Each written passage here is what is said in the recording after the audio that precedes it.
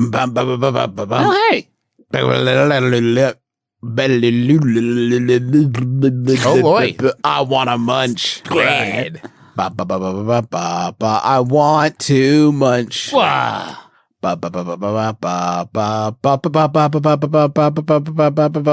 Breaking news at this hour. Another update for the front lines. Oh, no. Welcome to Munch Squad, Chicken Wars, where we bring you the latest and greatest in brand eating as it pertains to these heinous, never-ending chicken sandwich wars that were invented. So mindless. Has anyone died yet in the chicken sandwich wars? Not immediately, but, you know, they certainly are shortening lifespans. Right.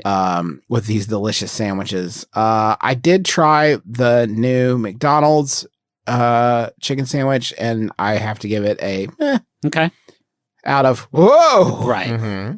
That's the highest possible rating. Right. First, let's check in on Zaxby's. They got a signature sandwich that is prepping for a national launch all across its 909 locations in 17 different states. Dazzle me. It's coming, folks. Dazzle me, Zaxby's. During a test that they launched in the test market, Zaxby's new signature chicken sandwich exceeded the performance of the existing hand-breaded filet Oh, my God. Ooh. by 600%. Oh my Whoa. What did they... What does that... Is the next sentence? Yeah, so we learned that our old sandwich sucked shit. So it fucking was bad. fucking disgusting. It was actually just a flip-flop with salt on it. We did not know. It was so bad. When it comes to portion size, flavor, and quality ingredients, Zaxby's is in it to win it, Sounds says like Joel Bolger, Yeah. Oh, boy. CMO. While we may not be the largest brand competing in the sandwich war, I'm confident we have the right ingredients to win on taste and make chicken sandwich enthusiasts switch to Zaxby's. And we'll literally do whatever it takes. You ask it, Whoever and it we takes. will smooch everyone on Earth till Zaxby's is the most famous. We will kill Colonel Sanders in all his forms. Yeah. He can shapeshift, but we'll get him. We will hunt the Colonel Sanders Horcruxes that have kept him. So how are we going to know when the chicken sandwich wars are over? When we're all dead. Yeah. When we're all dead, there's no one left to chew. Okay. Back on October 26th, the company fired off the tweet that reignited the chicken sandwich wars. Since then, numerous brands have entered the fray. Zaxby's is actively engaging in the battle of the brands on social media and converting customers daily with a distinctive taste and impressive size of its singular chicken sandwich. Can I ask you something? I want you to really think. This just popped in my head. What would be the real world ramifications if Zaxby's just one day took to Twitter and with full support of all of their like CEOs and leaders and stuff, just tweeted, Wendy's sucks shit. Wendy's chicken sandwich sucks shit. Wendy's has a pretty hyphy Twitter account. They could probably could get go away with after it, honestly. It gets in. Let me finish this release because I've got other news in the front to bring you. Zaxby's commemorated the national rollout with a, quote, buns fired tweet. Whoa. And a, quote, basic training TikTok video showing employees gearing up for the big day. Holy shit. Can you imagine being sidebar, can you imagine being so fucking out of it that you're reading a press release and you're like, a TikTok video. They're really committed to this thing. Prior activations include a military-themed codename generator for brand loyalists Awesome. and chicken-flage uniforms for team members in the front line. Get the fuck out. Let's have fun with the military-industrial complex, baby. As it pertains to chicken. Now, Yummy. let's pivot over here. A&W, are you? I know you're a root beer, but you're also a fast food chain. Are you up in the mix? I just want to read you this one quote because they're bringing back cod sliders for Lent. This is how far off the They fucking missed corner it. A&W Oh, no. is. And I just wanted to mention it because of this absolutely inscrutable quote from A&W. With many of the country's full-service restaurants closed or facing dine-in restrictions, A&W is pleased to offer consumers a variety of popular seafood options, says CEO Kevin Besner. I'm fucking asleep. What's the fucking, whether guests enjoy them in our dining rooms that are open or take them home, A&W seafood items are a tasty and affordable way to observe Lent. It does kind of seem like they're like with many restaurants closed, we've been watching a lot of TV lately. Okay, Yes. now here's the Sucks. sandwich. Yeah. What the fuck are you talking about? Zaxby's is over here like, we taught our employees how to build improvised explosive devices. Yeah, right? And here's our last update from BurgerFi, a chain I'm not familiar with. And every time you do this, Justin, where you bring one that nobody's heard of before, it's usually the rowdiest imaginable thing. It's pretty rowdy. After having nationwide success with the spicy fried chicken sandwich, BurgerFi International is launching a new type of sandwich war. What? And this one has to do with burgers. That's what it says here. You can't. Well, imagine if in the middle of World War II, someone was like, we're starting World War III. Like, no, let us finish this one Let's first. finish it, though. Yeah. BurgerFi is like, December 7th is a day that will live in infamy, and it is about burgers. So this one's about burgers. Yeah. The BurgerFi menu is an array of chef-inspired selections and high-quality Wagyu beef.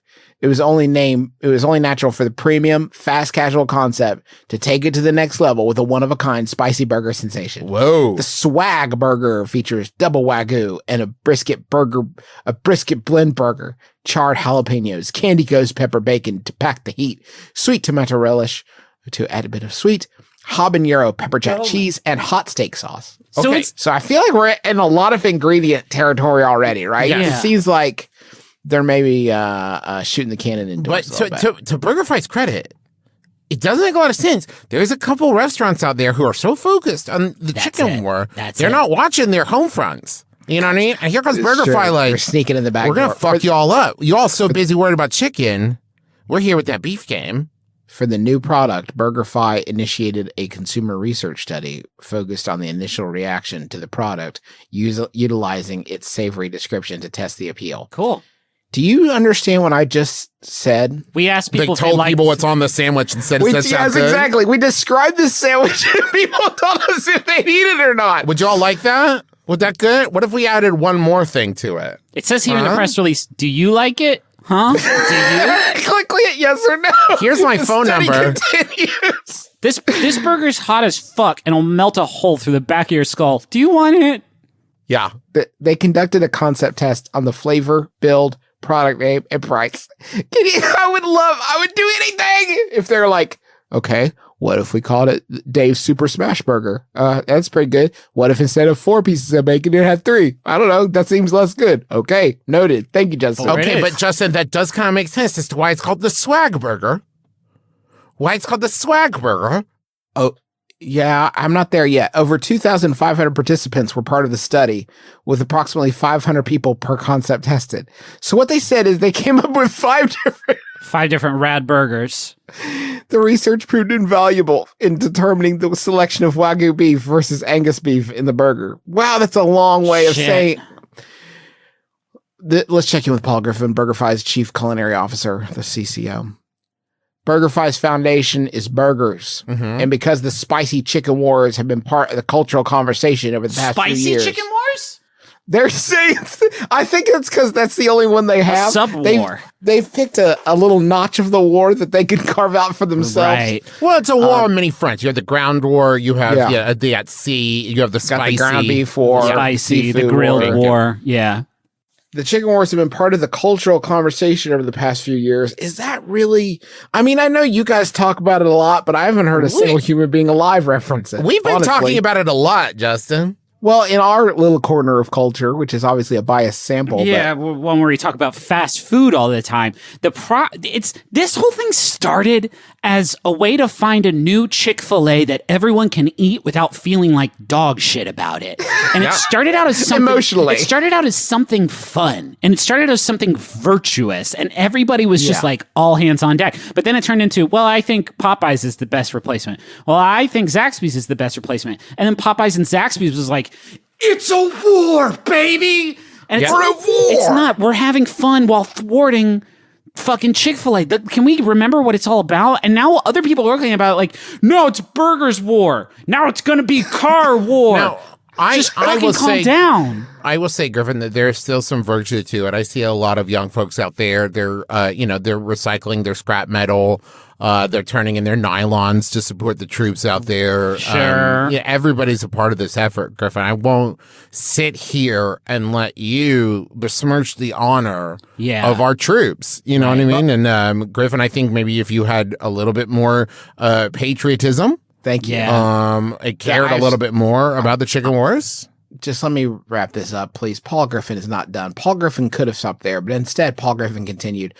Once we had the idea of the spicy burger, it was fun to start playing with ingredients and textures. It was the best day of my life.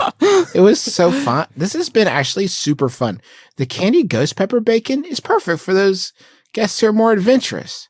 And that mixed with the boldness of Wagyu and the creaminess and the kick of habanero pepper jack cheese, it really rounds out the burger to make it one of the most flavorful menu items at BurgerFi. And you could tell the person like dictating this was just like still nodding, and maybe Paul was like, should I say something else, or are we okay? That seems like enough. That's good. Yeah, I should they stop there. They were dictating this while sitting on the toilet they had been sitting on for the last hour and a half, trying to pass one of these through their system. But then Julio Ramirez, the BurgerFi CEO, he heard Paul fucking bombing. Right. So he throws open the door. He's like, hold on, let me take this one.